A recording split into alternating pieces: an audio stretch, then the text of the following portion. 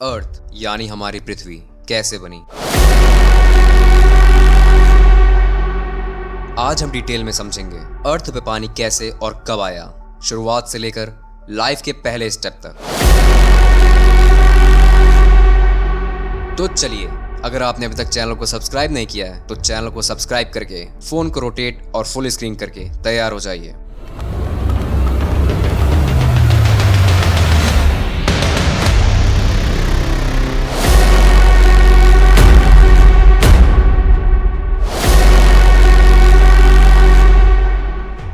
अर्थ की कहानी शुरू होती है 4.6 बिलियन साल पहले, जब हमारे सोलर सिस्टम की शुरुआत हुई। इसके बारे में मैंने पिछली वीडियो में बताया है कि यूनिवर्स और सोलर सिस्टम बना कैसे, लेकिन इस वीडियो में मैं आपको ओवरव्यू दे देता हूँ। तो शुरुआत होती है एक बड़े से गैस और डस्ट के क्लाउड, जिसे सोलर नेब्यूला कहते हैं। इसमें एक जबरदस्त सुपरनोवा एक्सप्लोजन हुआ। इसी एक्सप्लोजन से हमारे सूर्य का जन्म हुआ। सन के आसपास बचे हुए गैस और डस्ट के पार्टिकल्स मिलकर छोटे छोटे क्लम्स बनाने लगे, जो मिल करके प्लैनेटसिमल्स यानी छोटे प्लैनेटरी बॉडीज बन गए।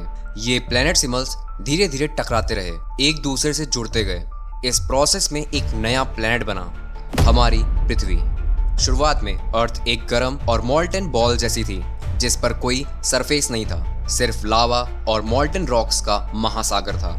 फिर ग्रेविटी ने अर्थ के अंदर हैवी एलिमेंट्स जैसे कि आयरन और निकल को खींच लिया और एक डेंस कोर बनाया, जबकि लाइटर एलिमेंट्स जैसे कि सिलिकेट, क्रस्ट और मेंटल के पास आ गए। अब अर्थ अपने वास्तविक शेप में आ रहा था, लेकिन उससे पहले ही एक जबरदस्त कोलिजन हुआ एक मार्स साइज बॉडी के साथ, जिसे थिया कहते हैं। ये टकराव इतना वायलेंट था कि इसने अर्थ के एक हिस्से को उड़ा दिया और बहुत ज्यादा मात्रा में डिब्रीज स्पेस में चले गए, और इन्हीं डिब्रीज से मिल करके हमारा चांद यानी हमारा मून बना। चांद ने अर्थ को स्टेबलाइज किया, उसकी रोटेशन को कंट्रोल किया और टाइड्स को पैदा किया, जो आगे जाकर के अर्थ की इवोल्यूशन में जरूरी साबित हुआ।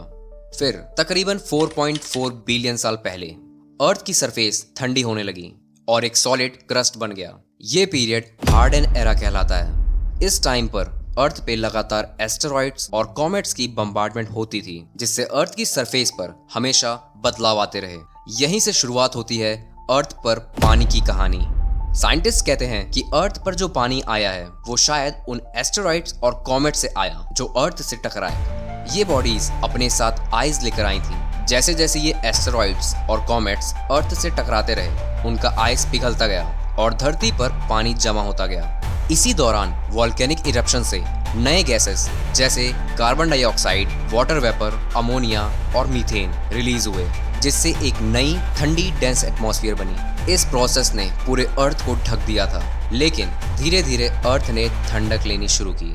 फिर आया एक नया फेज, जब अर्थ का टेम्परेचर इतना ठंडा हो गया कि वाटर वेपर कंडेंस होकर बारिश के रूप में गिरने लगे। ये बारिश लाखों सालों तक चली, जिसने ओशन को जन्म दिया।